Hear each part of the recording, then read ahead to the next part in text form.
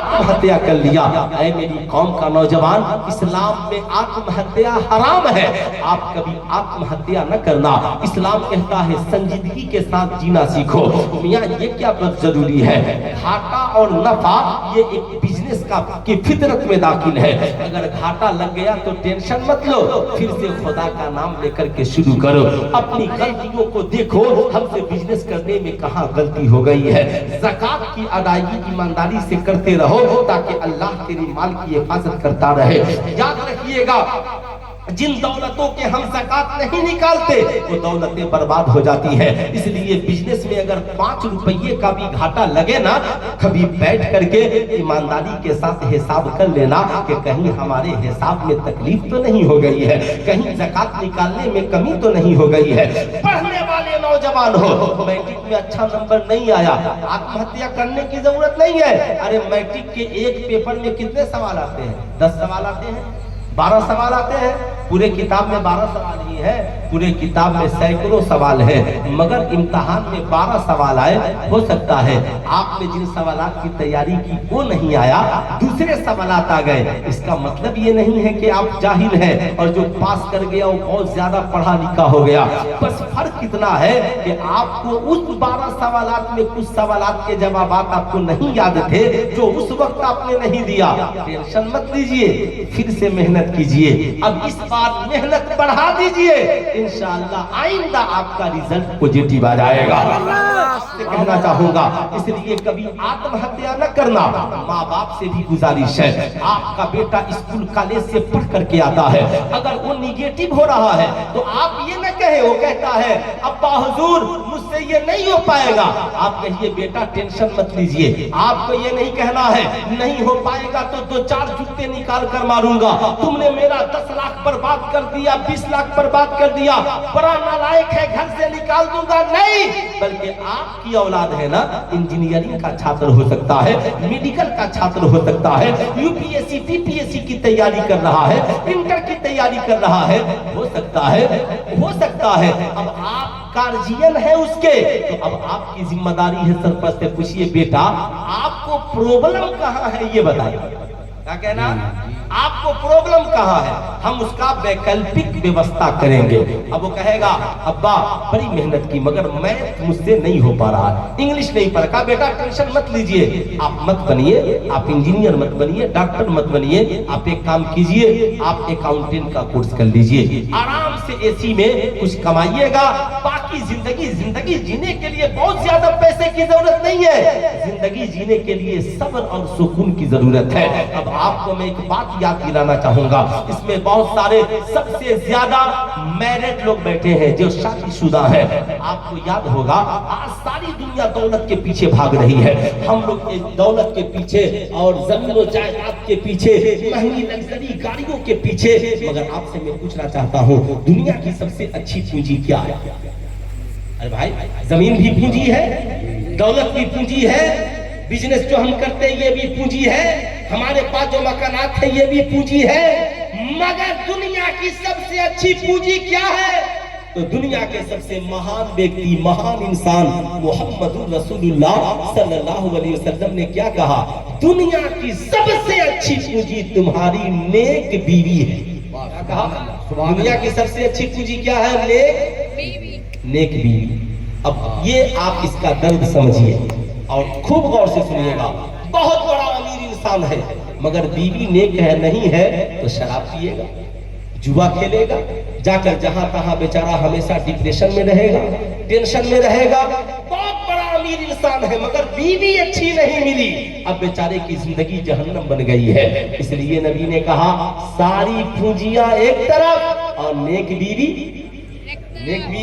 एक तरफ। अब एक इंसान गरीब है, बहुत ज्यादा उसके पास दौलत नहीं है, बहुत ज्यादा उसके लंबे प्रोटोकॉल नहीं है, उसके पास लग्जरीज गाड़ियां नहीं है, बहुत महंगा नहीं है, दिन भर ठेला ठुली पे बेचकर 500 कमाता है, मगर बीवी बड़ी नेक है। जब आता है समर कर खड़ी रहती है, लबों पे मुस्कुराहट है, गरम गरम बेहतरीन खाना बना कर रखती है, बच्चों को वक्त पे खाना खिलाती है, लंच बॉक्स दे करके स्कूल भेजती है, वक्त पे नमाज पढ़ती है, बच्चों को पढ़वाती है, शौहर की खिदमत में लगी रहती है। अब बताओ ईमानदारी से मेरी कौम के शहजादों, शहजादा जिसे नेक बीवी नहीं मिल सकी, उसके पास लग्जरीज कार है, सारी दुनिया की दौलतें हैं, मगर जिंदगी में सुकून नहीं, इसलिए कि बीवी नेक नहीं है, मगर इसके पास लग्जरीज कारें नहीं है, दिन भर धूप में खटता है, मगर घर में भी सुकून है, ठेले पे भी सुकून है, रात में भी सुकून है, दिन में भी सुकून है, लबों पे मुस्कुराहट है, इसलिए कि अल्लाह ने उसे नेक बीवी से नवाज दिया। सुभान अल्लाह, सुभान अल्लाह। नारे तकबीर, नारे रिसालत। एक बता बेदारी के सबूत है, मोहब्बत से दोनों हाथ रहे, या रसूल अल्लाह। सब लोग या रसूल अल्लाह, या रसूल अल्लाह। यही वजह है इस्लाम ने जब शादी की बात आई तो क्या कहा? कहा देखो खूबसूरती बाद में देखना, दौलत बाद में देखना, खानदान बाद में देखना, फासफरो बेजाती दीन, दीनदारी पहले देख लेना, शराफत पहले देख लेना, किरदार पहले देख लेना, इखलाक पहले देख लेना, जरा पता लगा लेना उसकी माँ कैसी थी, उसके वालिद कैसे हैं, उसके घर का माहौल कैसा है, लड़की का रहन सहन कैसा है, यानी पता लगा लेना। अगर सब्र वाली है तो 500 के कपड़े में भी तेरे लिए सुकून है, और अगर सब्र वाली नहीं है तो 5 लाख का कपड़ा भी ला दोगे तो जिंदगी में सुकून जिंदगी में सुकून नहीं है। मैं अपनी कौम के नौजवानों से कह रहा था, अब मैं शादीशुदा लोगों से खिताब कर रहा हूँ, क्या अगर आपकी जिंदगी में अगर आपकी बीवी गलत मिल गई तो क्या आप आत्महत्या कर लीजिएगा, उसे फांसी के फंदे पे लटका दीजिएगा? क्या अगर मैं औरतों से पूछना चाहता हूँ कि आपका हस्बैंड गलत मिल गया तो किसी आवारा आशिक के साथ मिल करके उसके टुकड़े टुकड़े करके ड्रम में डाल दीजिएगा, जैसा आज औरतें डाल रही हैं? इस्लाम इसकी मुखालिफत करता है, इस्लाम ने इसका प्रोटोकॉल दिया। आप कहेंगे मौलाना क्या प्रोटोकॉल है? तो अगर आप लोगों की इजाजत है तो बता दो। इजाजत है? सब सुनना चाहते हैं? मेरा हाथ उठाइए, सब लोग सुनना चाहते हैं? बहुत नौजवान बहुत पीछे बैठे हैं। मैं देखिए जलसों में नहीं कहता कि आप लोग पीछे से आगे आ जाइए, जहां से आप सुने मजे ही मजे हैं, है ना? सब लोग बेदार हैं, बस सुन रहे हैं, यही बहुत है। मैं ये अर्ज कर रहा था, इस्लाम ने कहा ये मियाँ बीवी है, पहले कोशिश कीजिए। क्या कहा इस्लाम ने? हुन्ना लिबासुल लकुम व अंतुम लिबासुल लहुन्ना। औरत और मर्द आपस में एक दूसरे के लिए पर्दा है। क्या है? पर्दा है। अरे ये मेरा मोबाइल फोन है, इसके ऊपर क्या है? ये पर्दा है ना, कवर है ना। अब ये जो भी है अंदर लाल है, पीला है, कुछ भी है, मगर इस पर्दे ने उसे क्या किया है? छिपा रखा है। इस्लाम ने कहा औरत मर्द के लिए पर्दा है, मर्द औरत के लिए पर्दा है। अब बीवी आपकी है, 1 करोड़ खराबी है, पहली हमारी जिम्मेदारी है उसे छिपाएंगे। क्या करेंगे? अभी नहीं कि दोस्तों की महफिल में बैठकर अपनी बीवी की शिकायत। आजकल नौजवान लोग बेचारा बैठकर वो अपनी बीवी की शिकायत, वो अपनी बीवी की शिकायत, वो अपनी बीवी की शिकायत। तो बीवियों का भी हाल वही है, सारी सहेलियां ऑनलाइन जमा होकर वो अपने शौहर की शिकायत, वो अपने शौहर की शिकायत, वो अपने शौहर की शिकायत, वो अपने शौहर की शिकायत। अजीब हालात बन गए। सैयदा खातून जन्नत की सीरत का एक गोशा सुने। सैयदा खातून जन्नत है, सरकार मौलाए कायनात मैदान जंग में तशरीफ ले जा रहे हैं। कहते हैं सैयदा ज़ादे सफर के लिए कुछ रोटियां बना दे। सैयदा खातून जन्नत ने घर में जितना आटा था सारे आटे को गूंद करके रोटियां बना दी और कहा कि आप ले जाएं, मुजाहिदीन इस्लाम की भी मदद हो जाएगी। सरकार मौलाए कायनात गए और मैदान जंग से फतहो कामरानी के साथ वापिस आए। सैयदा खातून जन्नत की सीरत सुभान अल्लाह, अल्लाह अकबर। मैं हर औरत से कहता हूँ तावीज़ें लिखवा कर शौहरों को खुश करने की कोशिश मत करो, किरदार ऐसा बनाओ तेरा मुस्कुराता चेहरा देखकर तेरा शौहर खुश हो जाए। किरदार ऐसा बनाओ। तावीज़ों पे भरोसा करने वालियों, तुम लोगों ने जाली बाबाओं के मार्केट को गर्म कर दिया है। आज तो सुन सुनकर मुझे अफसोस होता है ना। आज मेरे एक रिश्तेदार बता रहे थे कि फला मौली साहब है, घर बांधने के लिए 12,000 रुपया लेते हैं। मैंने कहा ताजुब की बात है, जिसे पढ़ना लिखना नहीं आया तो शम्मा सबिस्ताने रजा रख करके तावीज़ लिखने वाला बन गया। जाहिर सी बात है, मैं कहूँगा नहीं, आप ये सारे प्रोटोकॉल को याद रखें, नहीं अपने किरदार को बेहतर बनाए। मेरे वालिद गिरामी हुजूर ताजुश शरिया के बड़े आशिक, सरकार मुफ्ती आजम हिंद के बड़े खास, जाहिर सी बात है, फरमाया करते थे कि सरकार मुफ्ती आजम हिंद फरमाते थे तावीज़ पहनो मत, तावीज़ बन जाओ। तावीज़ पहनो मत, तावीज़ बन जाओ। अब बीवी ताबीज पहने के शौहर मुझसे मोहब्बत करेगा, अरे इतना अच्छा इखलाक बनाओ कि तेरा शौहर तुझसे मोहब्बत करने, सुभान अल्लाह, सुभान तेरा अल्लाह। शौहर तुझसे मोहब्बत करने लगे। इतना अच्छा इखलाक बना लो, मजबूर हो जाए, करोड़ों औरतों के भीड़ में हो, मगर उसे याद आए तो अपनी बीवी का चेहरा याद आए, मुस्कुराता हुआ चेहरा, बीवी की मोहब्बत। सुनो, सैयदा खातून जन्नत है, लबों की मुस्कुराहट के साथ सरकार मौलाए कायनात का इस्तकबाल करती है, साथ दस्तरखान बिछाती है, पानी ला करके रखती है। सरकार मौलाए कायनात ने पानी नोश किया, कहा सैयदा जोरों की भूख लगी है, कुछ खाने के लिए है? सैयदा ने जबान से कुछ नहीं कहा, आंखों में आंसुओं के कतरात आ गए, आंखों में आंसुओं के कतरात आ गए। सैयदा खातून जन्नत की आंखों में आंसू देखकर सरकार मौलाए कायनात मचल गए, कहा सैयदा आपकी आंखों में आंसुओं के कतरात क्यों? कहा अली, जिस औरत के पास खाने के लिए कुछ नहीं हो और उसका शौहर भूखा हो, तो बताओ उसकी आंखों में आंसू के कतरात नहीं आएंगे तो क्या आएंगे? अल्लाह अल्लाह अल्लाह। सरकार मौलाए कायनात ने कहा फातिमा घर में कुछ नहीं है? कहा अली घर में कुछ नहीं है। कहा कब से नहीं है? कहा मेरे शौहरे नामदार जिस दिन आप मैदान जंग में गए, मैंने सारे आटे की रोटियां बना कर दे दी, उस दिन से घर में आज तक चूल्हा नहीं जला। अल्लाह अल्लाह अल्लाह अल्लाह। सुने, बीवी अपनी भूख के लिए नहीं रो रही है, शौहर के भूख को एहसास करके सैयदा रो रही है। अल्लाह अल्लाह। सरकार मौलाए कायनात ने सुना ना, और मौलाए कायनात जब रो पड़े ना, तो सैयदा खातून जन्नत कहती है ऐ अली शेरे खुदा आप क्यों रो पड़े?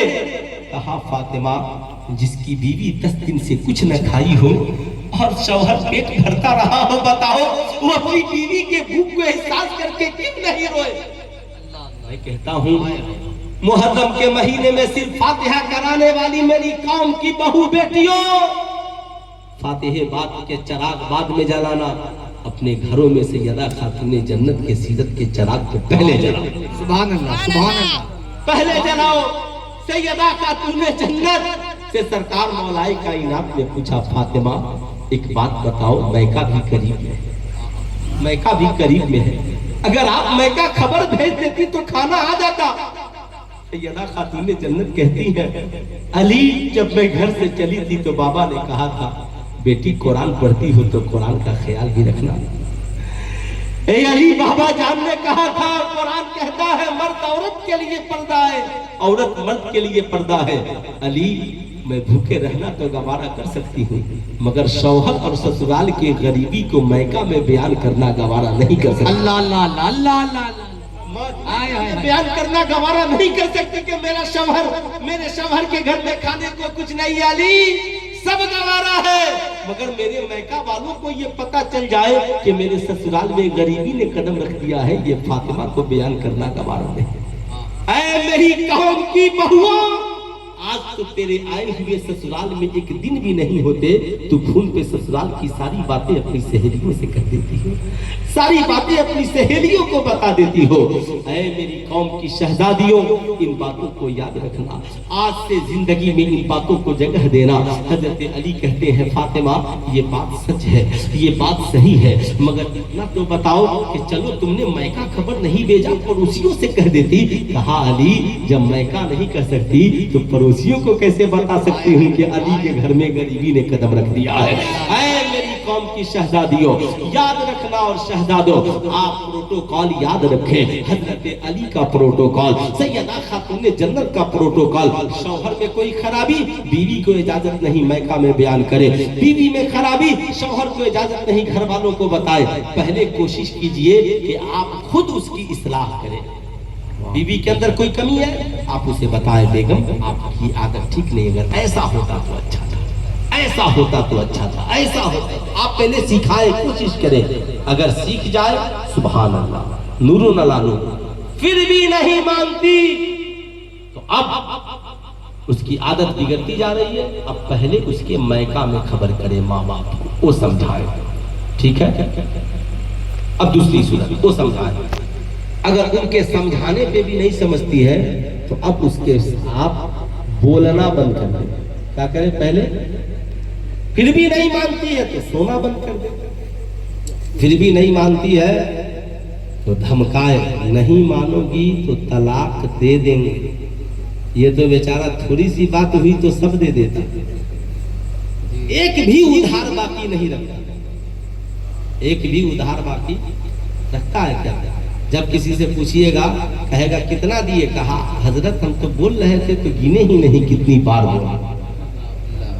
یہ سمجھتا ہے کہ 3 سے کم دیں گے تو طلاق واقع ہی نہیں ہے، ارے 3 کی تو ضرورت ہی نہیں ہے، دھمکاؤ طلاق دے دیں گے، ایک بار دھمکاؤ نہ طلاق دے دیں گے، ماتھے سے پسینہ آ جائے گا، پھر بھی نہیں مانتی ہے تو پہلے 1 دو، چھوڑ دو، اپنے بات سمجھوتا کیا جائے گی، ہنگامہ ہوگا تب کہیے ٹھیک ہے ہم ماننے کے لیے تیار ہیں، اب کوئی حلالہ کی ضرورت، سمجھ گئے بات، کوئی حلالہ کی ضرورت نہیں ہے، رجعت کیجئے گھر لے کر کے آئے، پھر بھی نہیں مانتی، نہیں میں اب دوسری شادی کرنا چاہتی ہوں، تو 3 مت دیجئے، طلاق بائن دے دیجئے یا 2 دے دیجئے، نکاح سے نکل جائے گی، چلی گئی، شادی لگ رہی ہے، پھر اسے احساس ہوا غلطی پر ہے، ہمیں شوہر کے پاس پلٹ جانا چاہیے، تو نکاح کر کے لا لیجئے، کوئی حلالہ کی ضرورت نہیں، کوئی حلالہ کی ضرورت۔ آپ ایمانداری سے بتائیے، اتنے دن سے جلسہ سننے کبھی اس مسئلے پہ آپ سنے تھے؟ اس مسئلے کو آپ نے کبھی سیکھنے کی کوشش کی تھی؟ نہیں، لیکن سیکھیے، ہمارے جب اکابر علماء آتے ہیں، اچھے عالم دین، تو کچھ زندگی کے بارے میں سیکھیے۔ آپ کی بیوی ہے تو ذمہ داری آپ کی بنتی ہے، میں نے جتنے پروٹوکول بتائے، آپ کو طلاق کی نوبت تک کبھی پہنچنے کی بھی ضرورت نہیں پڑے گی، بیچ میں ہی آپ کی بیوی آپ کی وفادار بن جائے، بیچ میں ہی آپ کی بیوی آپ کی وفادار بن جائے گی۔ میرے دوست، یہ آتم ہتیا کر لینا بیوی کی وجہ سے، جیسے آج پڑھے لکھے نوجوان کر لے رہے ہیں صاحب، عورتیں شوہر کی وجہ سے آتم ہتیا کر لے رہی ہیں صاحب، یہ درست نہیں ہے۔ آج کے بعد آتم ہتیا بند کیجئے، ایمانی زندگی کو مضبوط کیجئے، علمی زندگی کو مضبوط کیجئے۔ آخری پیغام سلطان رضا پہنچانا چاہے گا، کیونکہ اب 1.5 بجنے والے ہیں، اور راشد رضا مرکزی صاحب بریلی شریف سے آئے ہیں، کیا سریلی آواز ہے، کیا شاندار پڑھتے ہیں، اور لگ بھگ جتنی میری تقریر ہوئی، ہمیں کرنا کیا ہے؟ زمانہ ہمیں اقلیت کہہ رہا ہے، پسماندہ کہہ رہا ہے، میری قوم کے شہزادوں اتنا پڑھو، اتنی محنت کرو، مدرسے میں ہو زبردست عالم بنو، اسکول کالج میں پڑھ رہے ہو IPS افسر بنو، ڈاکٹر بنو، وکیل بنو، جہاں قدم رکھو تیرے علمی روب و دبدبہ سے زلزلہ آ جائے، زمانے میں ایک ہی نام کافی ہو ہماری پہچان کے لیے، سبحان اللہ، سبحان اللہ، کافی ہو ہماری پہچان کے لیے۔ جتنے لوگ ہمیں حقارت بھری نظروں سے دیکھ رہے تھے، الحمدللہ ایک علم والے نے سب کے سامنے پرچم لہرا دیا، پرچم لہرا دیا۔ ڈاکٹر اقبال نے کہا تھا، نہیں تیرا نشیمن قصر سلطانی کے گنبد پر، تو شاہین ہے بسیرا کر پہاڑوں کے چٹانوں پر۔ ہم کہاں آئے ہیں؟ اللہ کے مقدس ولی کے عرس میں آئے ہیں۔ عرس کا مقصد کیا ہے؟ ہم کیوں بزرگوں کا عرس مناتے ہیں؟ کیا فاتحہ کرنا صرف مقصد ہے؟ فاتحہ ہم کہیں سے کر سکتے ہیں، چادریں چڑھانا مقصد ہے، کبھی کر سکتے ہیں۔ اصل مقصد ہے بزرگوں کی سیرت کو عام کرنا، بزرگوں کے کردار و کریکٹر کو عام کرنا۔ یہ جو اللہ کے ولی اپنی قبر میں حضرت داتا مست علی شاہ رحمت اللہ علیہ، جتنے اللہ والے، یہ اللہ والے کون ہیں؟ یہ اللہ کے دوست ہیں، جنہوں نے ساری زندگی خدا کی راہ میں قربان کر دی اور اللہ کے نیک بندے بن گئے۔ اب آپ سے میں پوچھنا چاہتا ہوں، یہ سب جتنے نیک بندے ہیں، یہ سب کامیاب انسان ہیں، تو دنیا میں جتنے کامیاب لوگ گزرے ہیں، اللہ نے انہیں کتنا وقت دیا؟ کیا ان کے پاس ایکسٹرا کوئی وقت تھا؟ 24 گھنٹہ۔ کتنا وقت تھا؟ 24 گھنٹہ۔ اور ہمارے پاس کتنا وقت ہے؟ آج کل جلسوں میں نعرہ لگتا ہے مختار بھائی، مسلک اعلیٰ حضرت، ارے سنے کہ نہیں نعرہ مسلک اعلیٰ حضرت؟ ابھی راشد بھائی آئیں گے تو لگائیں گے نا مسلک اعلیٰ حضرت، ہاتھ اٹھا کر کے بولیے مسلک اعلیٰ حضرت زندہ باد۔ ارے اعلیٰ حضرت کا احسان ہم پر اتنا ہے کہ مسلک اعلیٰ حضرت کے بغیر کسی کا اس دور میں کام نہیں چل سکتا۔ بے شک اگر اعلیٰ حضرت کا قلم نہیں اٹھا ہوتا تو آج باپ کی قبر پہ کوئی فاتحہ پڑھتا ہوا نہ میں تو کہتا ہوں اگر فروغ اردو میں پوری دنیا میں سب سے بڑا کسی نے کام کیا ہے تو تنہا بریلی کے احمد رضا نے کیا ہے۔ آپ کہیں گے مولانا کیسے؟ تو کسی نے غزل کے اشعار لکھے، کسی نے اردو میں کتابیں لکھی، بریلی کے رضا نے تو اردو میں قرآن کا ترجمہ کنز الایمان لکھ دیا۔ سبحان اللہ سبحان اللہ سبحان اللہ۔ جہاں جہاں قرآن ہے وہاں وہاں بریلی میں احمد رضا کا کنز الایمان ہے۔ کوئی جواب لا سکتا ہے؟ نہ نثر میں جواب ہے صاحب۔ اور جب بات نعتیہ شاعری کی آتی ہے تو پوری دنیا میں اچھا اللہ سلامت رکھے حاجی محسود صاحب کو، ہے نا، ضیاء مظفر پوری صاحب، ہے نا، بڑی تعریف غائبانے میں حاجی مقصود صاحب کی کر رہے تھے۔ اللہ تعالیٰ سلامت رکھے، انہیں صحت کاملہ عطا فرمائے۔ تو میں یہ عرض کر رہا تھا اعلیٰ حضرت نے زمانے کو درس وفا دیا۔ میں بار بار اپنی تقریروں میں کہتا ہوں کہ تمہاری قوم کے جو بچے پڑھ رہے ہیں ان کی تعلیمی صلاحیتوں کی جانچ کرا کر ان پہ مناسب پیسے خرچ کر کے کامیابی کی دہلیز تک پہنچا دو۔ پہلا پروٹوکول اعلیٰ حضرت کا یاد رکھیے گا۔ ایک دوسرا، آج دنیا میں جتنے کامیاب لوگ گزرے سب کے پاس 24 گھنٹہ، ایسا تو نہیں ہے کہ اعلیٰ حضرت کو 42 گھنٹہ ایک دن میں مل گیا، ان کے پاس بھی 24 گھنٹہ، مگر اعلیٰ حضرت نے 24 گھنٹے کا استعمال کیسے کیا؟ 21.5 گھنٹہ اعلیٰ حضرت کام کرتے رہے اور 2.5 گھنٹہ آرام کرتے رہے۔ اعلیٰ حضرت نے کیا کیا؟ ہماری طرح وہ بھی ریڈیو کا زمانہ تھا مگر اعلیٰ حضرت ریڈیو سے جڑے۔ بولیے آپ سے میں پوچھا، اس دور کا سوشل میڈیا ریڈیو ہی تو تھا، اس دور کے بھی شاعر جا کر ریڈیو اسٹیشن پہ اپنی آواز کو بکھیرتے تھے نا؟ نہیں، سوشل میڈیا سے منع بھی کیا، سوشل میڈیا سے دور بھی رکھا۔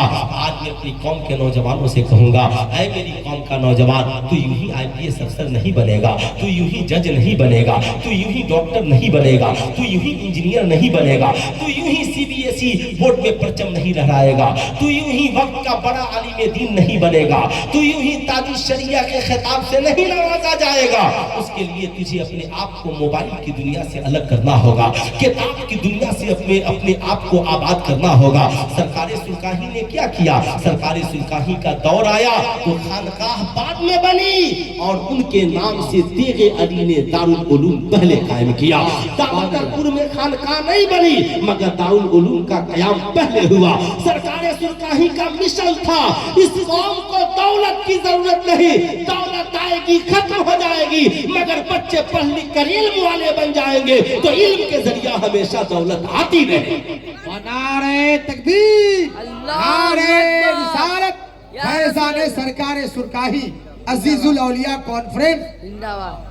اس لیے میری آپ سے گزارش ہے، یہ جو چھوٹے چھوٹے بچے موبائل کی دنیا میں مست ہیں، آج جو بیویاں موبائل کی دنیا میں مست ہیں، آپ جو مرد موبائل کی دنیا میں مست ہیں، میری بات کا برا مت ماننا۔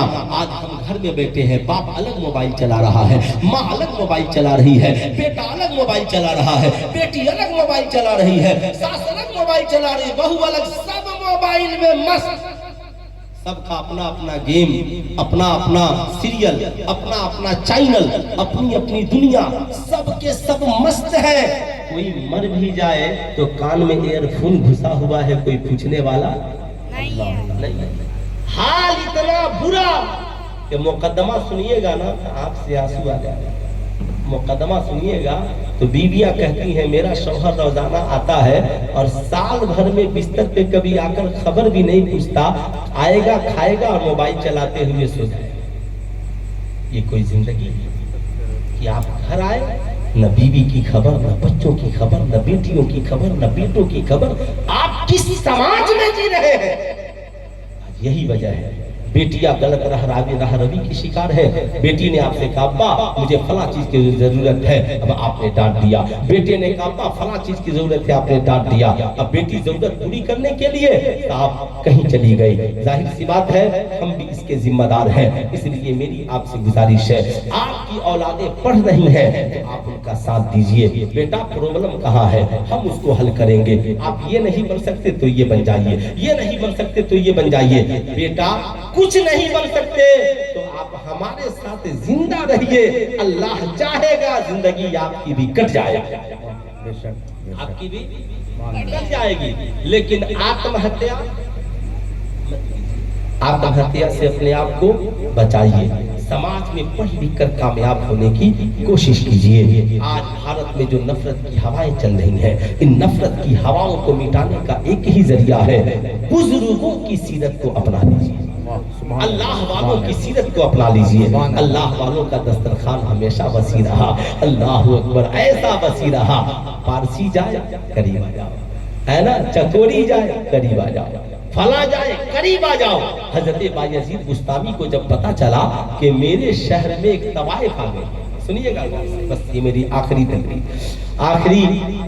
बात है साहब, तवाइफ आ गई है, पूरा मोहल्ला उसके करीब चला जाता है। बायजीद बुस्तामी ने कहा अच्छा लोग मानते नहीं, का नहीं, फज्र की नमाज पढ़कर मुसल्ला लिया और तवाइफ की गली में जाकर बिछा दिया। अल्लाह अल्लाह, तवाइफ की गली में जाकर बिछा दिया। अल्लाह अकबर, जब बिछा दिया तो अब जो भी आता देखता अल्लाह ये तो बायजीद बुस्तामी पहले से बैठे।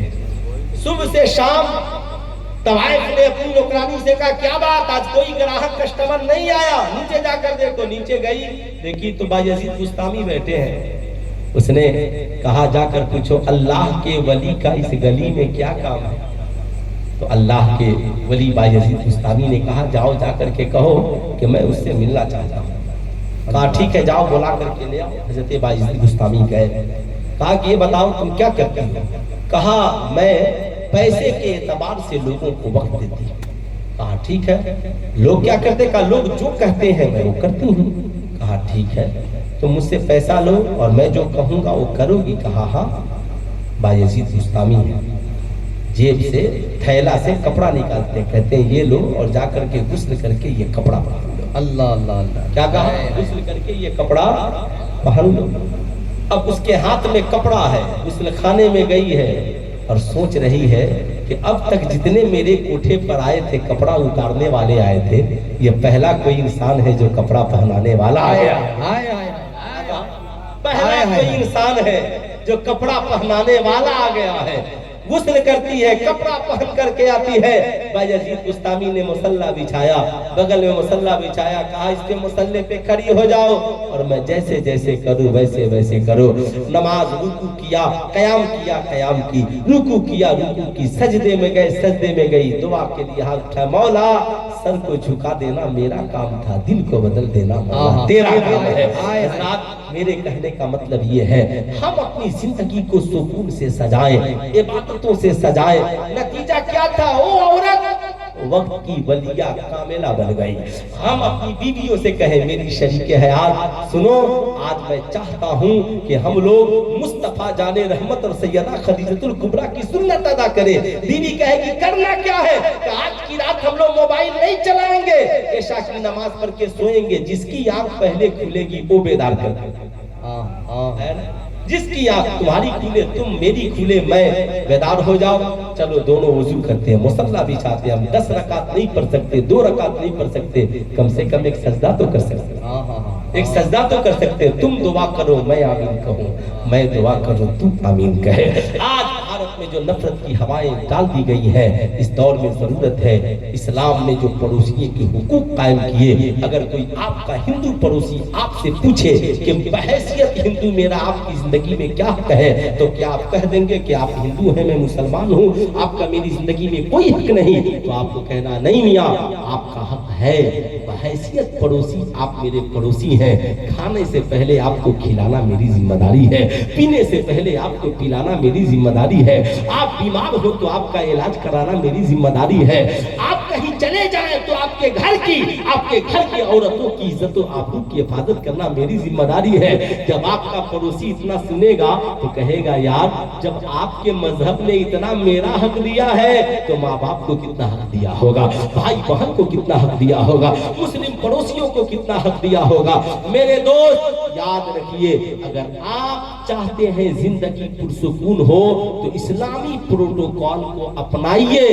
जमाना देखता रहे رہے گا کامیابی آپ کے قدموں میں آ جائے گی، کامرانی آپ کے قدموں میں آ جائے گی، لوگ دیکھتے رہ جائیں گے، کہنے والے کہتے رہ جائیں گے، نفرتی تنظیمیں نفرتیں پھیلاتی رہ جائیں گی، اور ہمارا پڑوسی کہے گا ہم نے ایسے مسلمان کو دیکھا ہے جو خود بعد میں کھاتا ہے ہمیں پہلے کھلاتا ہے، خود بعد میں پیتا ہمیں پہلے پلاتا ہے، ہماری بھی حفاظت کرتا، ہماری بہو بیٹیوں کی بھی عزت و آبرو کی حفاظت کرتا ہے۔ اس لیے میرے دوست تین چیزیں ہماری زندگی میں ضروری ہے۔ نمبر ایک ایمان، ذرا ہاتھ اٹھا کر کے بار بول دیں، نمبر ایک ایمان، نمبر دو علم، نمبر تین اچھا عمل۔ ایمان، علم اور عمل، تین چیزوں سے ہم اپنی زندگی کو سجا لیں، سب کو تلقین کریں، چھوٹے چھوٹے بچے ماں بہن بہو بیٹیوں کو بتائیں ایمان، علم، عمل۔ ولیوں کی زندگی میں یہ تین چیزیں ملتی ہیں، ایمان، علم اور عمل۔ اللہ والے کتنی ہی مصیبت آ جائے وہ ایمان پہ قائم رہتے ہیں، وہ جہاں رہے علم کے فروغ کے لیے مساجد مدارس کا قیام کرتے ہیں۔ نمبر تین، ہر حال میں وہ نیکیوں کو ترجیح دیتے ہیں، اچھا عمل کرتے رہتے ہیں۔ اس عرس کا مقصد یہی ہے، بزرگوں کی سیرت کو عام کیا جائے، یعنی ایمان، علم اور عمل کو عام کیا جائے۔ انشاءاللہ اگر ہمارا اس پہ عمل رہا تو ہماری دنیا بھی حسین اور ہماری آخرت بھی حسین۔ ہم دوسروں پہ تنقید نہیں کرتے بلکہ ہم دوسروں کی اصلاح کی کوشش کرتے ہیں۔ پہلے ہم اپنی اصلاح، پھر سماج معاشرے کی اصلاح۔ مالک و مولا کی بارگاہ میں دعا ہے اللہ رب العزت ہم سبھی کو بزرگوں کے نقش قدم پہ چلنے والا بنائے۔ اعلیٰ حضرت عظیم البرکت نے لکھا تیرے غلاموں کا نقش قدم ہے راہ خدا، وہ کیا بہت سکے جو یہ سراغ لے کر چلے۔ ماں باپ کی خدمت، پڑوسیوں سے پیار، نمازوں کی پابندی، سچائی، ایمانداری، وفاداری سے زندگی سجائے، دنیا و آخرت کو حسین بنائے۔ پورا مجمع مل کر پڑھ لیجیے استغفر اللہ ربی من کل ذنب واتوب الیہ، پڑھ لیجیے لا الہ الا اللہ محمد رسول اللہ صلی اللہ علیہ وسلم۔ السلام علیکم۔